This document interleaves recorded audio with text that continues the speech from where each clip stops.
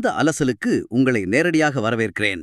இன்னைக்கு நாம நம்ம கைகள்ல இருக்கிற சில மிக தெளிவான விளக்கப்படங்கள் மற்றும் குறிப்புகளை வச்சு ஒரு முக்கியமான விஷயத்த பேச போறோம்.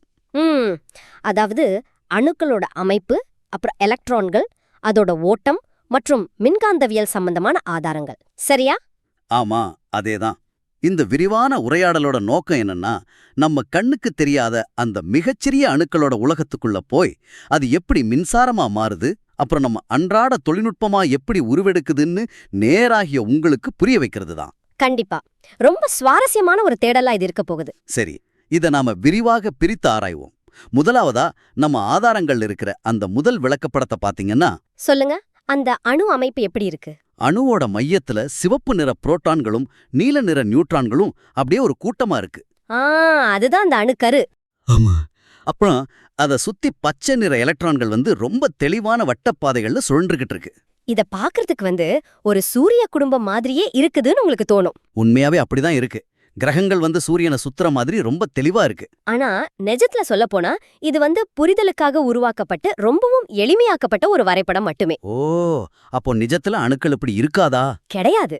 அடுத்த படத்துக்கு போனோம்னா இந்த அறிவியல் உண்மை உங்களுக்கு புரிய வரும். ஆமா, நான் அதத்தான் சொல்ல வந்தேன். அடுத்த படத்தை பார்க்கும்போது எனக்கே ஒரு நிமிஷம் ஆச்சரியமா இருந்துச்சு. அந்த தெளிவான வட்டப்பாதைகள் எல்லாம் காணாம போயிருக்கும் இல்லையா? சரியா சொன்னீங்க.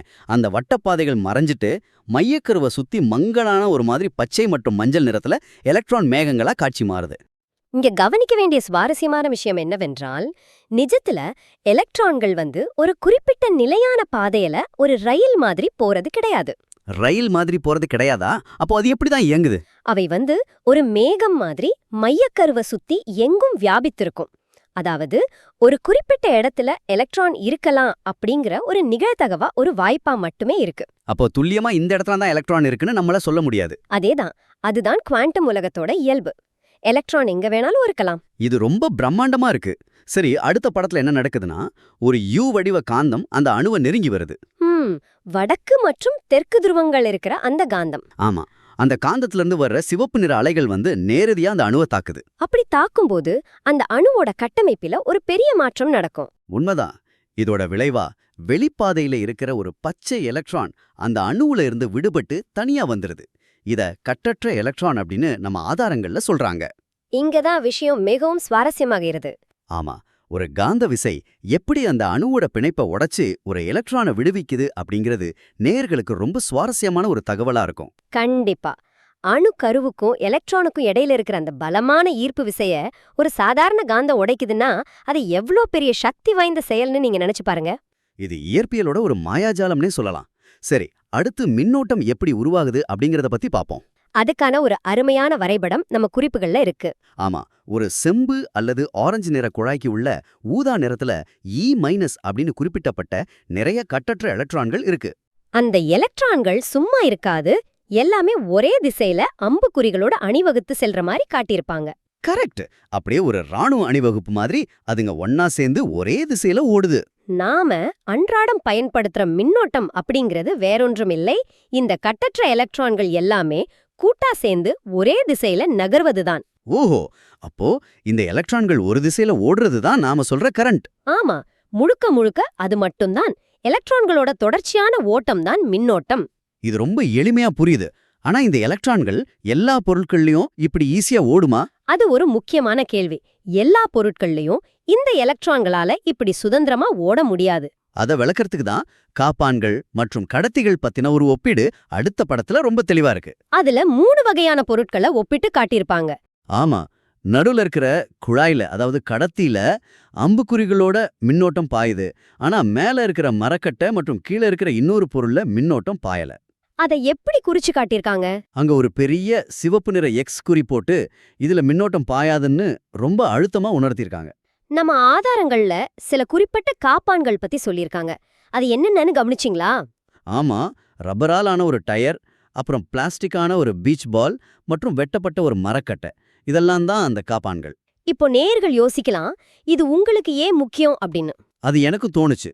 நம்ம ஃபோன் சார்ஜர் அல்லது வீட்ல இருக்கிற வயர்கள் ஏன் பிளாஸ்டிக் அல்லது ரப்பரால மூடப்பட்டிருக்குன்னு இப்போ நல்லா புரியுது. அதேதான். அந்த எலக்ட்ரான்கள் உங்க உடம்புக்குள்ள பாஞ்சிடக்கூடாது அப்படிங்கறத தடுக்கிறதுக்காகவே இந்த காப்பான்கள் பயன்படுது. அதாவது உள்ளே ஓடுறது கடத்தி, வெளியில அதை தடுத்து நிறுத்துறது காப்பான். சரியா சொன்னீங்க.